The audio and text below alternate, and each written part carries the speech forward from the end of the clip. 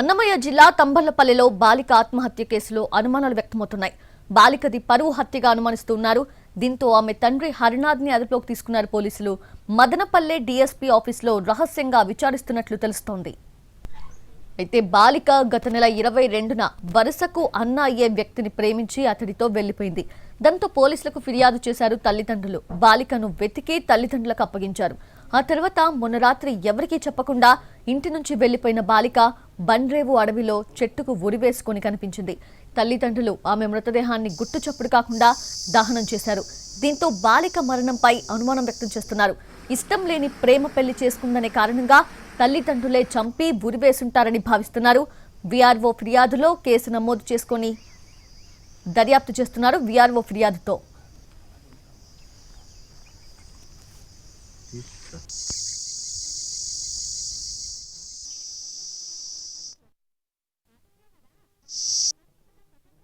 విష్ణువర్ధన్ పిల్లలతో మా పాప వెళ్ళిపోయింది.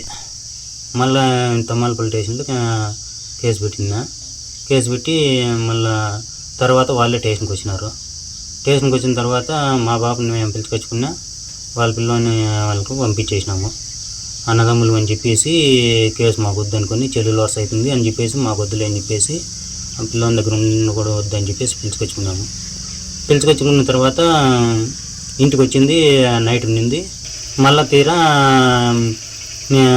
నేను మొన్న వచ్చి ఇట్లా జరిగింది అని చెప్పి నేను ఆడ కలికిరిలో ఉంటే ఫోన్ చేసేవరికి నేను ఇంటికి వచ్చేవరికి 5-6 అయిపోయింది సార్.